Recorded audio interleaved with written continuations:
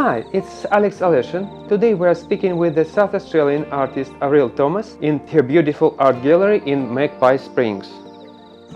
Hi Avril. Hello, how are you? Good. It's been a while since we see each time last time. Oh yeah, I remember your image when I had a photographic competition here, and that lovely image that you made out near the little house here. That was such fun. Yeah, that was a very interesting experience, and this place is so great for displaying artwork. We've had so many shows here, local artists, interstate artists, international artists even. Before COVID, I used to have shows here every 8 weeks, and I know a lot of artists. We communicate quite a lot via social media. That's how it kind of came about. It was sort of an evolution, really. I'm not showing other artists' work in this gallery anymore.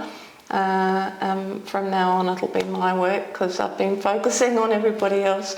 I need to get on with my own practice.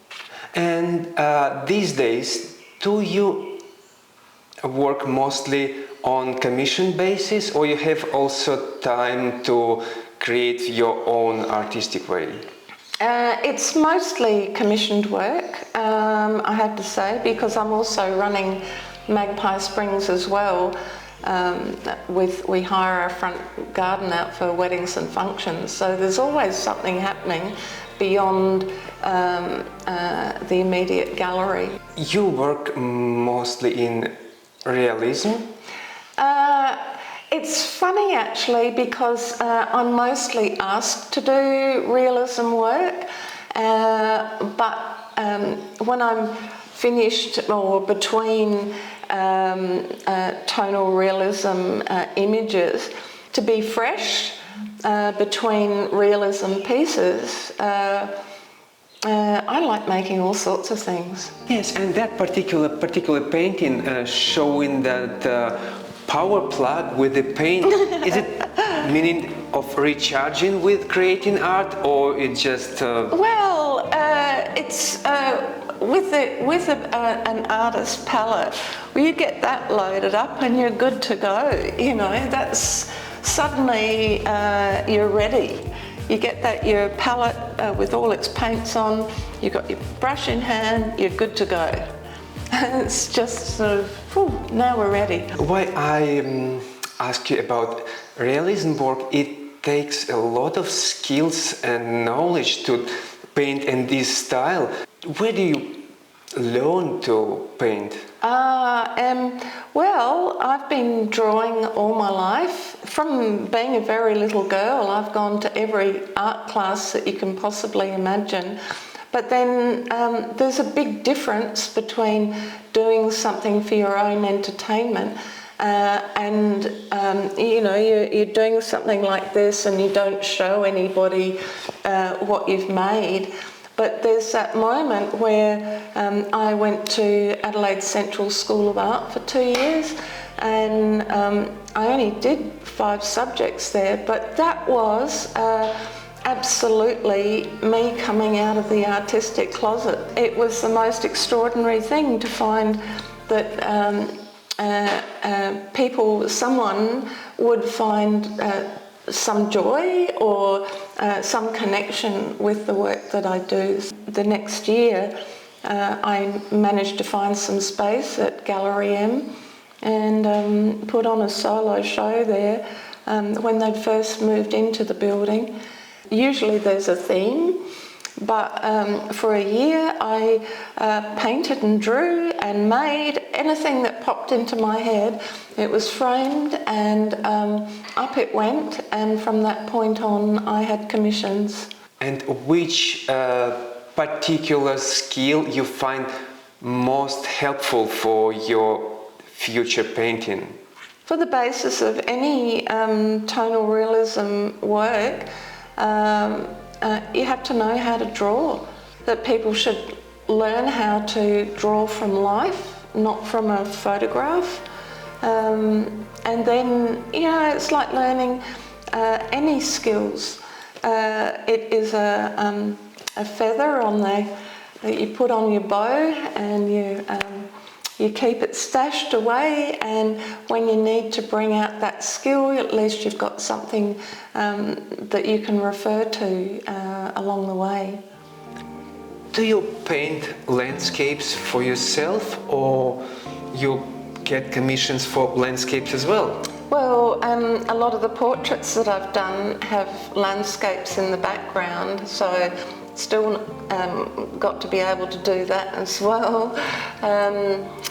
But once in a while I do them for myself. This one's for sale, as are the other landscapes in the Magpie Springs Art Gallery. They're for sale, someone would like some. Looking back to your studies at Adelaide Central School of Art, what do you wish you learned back then? What could make your life as an artist much easier later on? I don't think that they could have possibly provided a more cohesive program for students, quite honestly. It was absolutely wonderful. And how many of your classmates ended up becoming artists? I would think most of them. Most of them are still practicing one way or another. It doesn't have to be painting, my God, it's creation. It could be film, it could be photography, all sorts of different genres, but it is about the act of creation. That's the delicious part of it. At this place, you display mostly your own artwork now. Yes, that's correct. And where else we could find your artwork?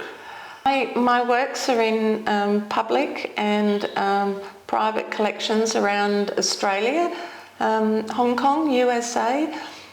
If someone went to the National Portrait Gallery in Canberra, you can see my work. Flinders University, I've painted the Vice-Chancellor there, also Monash University in Victoria. It's all around Australia. I haven't managed to crack Tasmania yet, but every state in Australia has my work. At some point of your life, you also did nursing studies and worked at Adelaide, Royal Adelaide Hospital. I did my training at the Royal Adelaide years ago. And for how long did you work in healthcare industry? Well, up until I was nearly 30. So then my art career took off. Time to take off the uniform and really focus on painting and drawing. I was curious about that because you have a big series of medical drawing, especially from the operation theatre from Flinders Hospital. Flinders Hospital. Yeah. And that drawing and painting are so detailed. Did you use some references, or you did that from life? Well, because I had been a nurse and I'm accustomed to being in situations like this, I was in theatres with the staff at work. I knew where to stand. I wasn't going to faint. And there was 10 surgeons and the staff working with them at the time. This genre of art with medical images, there used to be a rich history of it, but of course now with the advances of medicine, etc., we know that we need sterile fields to work in. So I took over 1,000 photographs of each case and worked from them in my studio. I liked the way that this surgeon's head was tilting, how his hands were, and it was put together like a jigsaw puzzle. And there's no copy of a photograph here. It's a compilation of several photographs to make this image to tell the story. I still get visits from those staff members here at Magpie Springs, and that was quite some time ago. That show, there was 42 pieces in that collection, shown in the Promenade Gallery at Flinders, who has a big arts and health program. It's one of the first in the state. It's in a lot of other hospitals now. It helps distract people from being in hospital. I put them up in the gallery here from time to time at Magpie Springs, and people come in and they recognise the folk in the painting. It's storytelling and connections that only art can do. It's the most extraordinary thing. It starts conversations. It's lovely. Some people know about Magpie Springs because of a photographic arts competition you held for several years. Mm-hmm. What was the most challenging part of this process to organize that competition? I think for any art situation, getting the word out that a show is on, or getting the word out that you need artists to participate.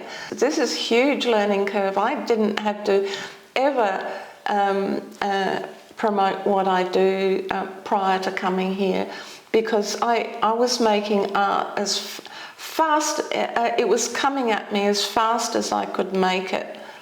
And so that particular competition that I had, we had people coming day and night for 3 months prior to the exhibition to come and take photographs. So it could be 1 o'clock in the morning to get stars, or first light, last light in the day. So well beyond our normal opening hours. So for 3 months it was a big job. Will you run this competition anytime again? No, I need to get back to making art myself. It's very time consuming putting on shows for other people. So time for me to get back to the canvas. Now you decide to make more time to making your own art? Correct. And do you have any plans to share your experience and pass your knowledge to people by running classes? So at last I have found someone, and it's kind of helped in a way, this situation of having people coming to the cellar door who have never picked up a brush in their lives but would like to have a play. So every second Thursday, that's happening here. Kerry had a party that was booked in here recently. She had 37 people out on our front lawn, all painting. It's just delightful to see, and a wonderful experience for people who've never done it before. So painting sheep classes could be an introduction for studying and exploring art through them all later on? Well, it might unleash the beast. It might spur someone on to learn more and find out how does this medium actually work? Where can I take this? What can I do with this? It's about using imagination. There's lots of people who would prefer not to be in a class, are comfortable working by themselves. They can come here on a Thursday. There's no one else here other than someone with a paintbrush in their hand. And yes, that could be a great opportunity to introduce to art and to find how to create some art yourself and learn a bit more about art. Yeah, well, Kerry has this space, alternate Thursdays, but if someone wants to come and hold another workshop, say down at the dam, plein air style, Thursday's the day. I'm here. Avril, and that's how your very unusual gift shop looks like. Yes, it does. We don't have much product here for people to physically buy, but what they can do is that they can come in and choose an image that they like, and then on their phone with these QR codes, they can then see that image on over 100 products, which they can then purchase immediately. Now we get visitors from overseas or interstate. They're flying home and can't carry any more baggage. Well, here's the answer. See the image now, see it on the product that they want, they send it home and it's sitting there waiting for them at their door when they get back. So no more carrying baggage. There's a memento from the trip, from being here. Visit my shop so you'll see it's pretty diverse. It's photography, abstract work, paintings, drawings, lots of different things really. So, but they're prints, they're not the real object made by hand, archival image that you could get if you were to commission me to do a work for you. That's a different thing entirely. And still it is a great opportunity to get that connection to the artist and supporting by purchasing artwork. Yeah, what's been really nice about these prints that I've been doing, I follow a lot of artists, and I consider them to be my friends too. Say one, for example, she bought a caravan. I've got, she's decorated her van with my work in it because we're mates, and it kind of wanted to, this particular print actually described her journey too, so something that she connected with. Yeah, which could be possibly really challenging to accomplish without having that platforms handy. Exactly. So, broad selection, it's all there. It's on over 100 products someone cares to buy. All right, lovely. Thank you for sharing this story. That's fascinating. Thank you. Cheers.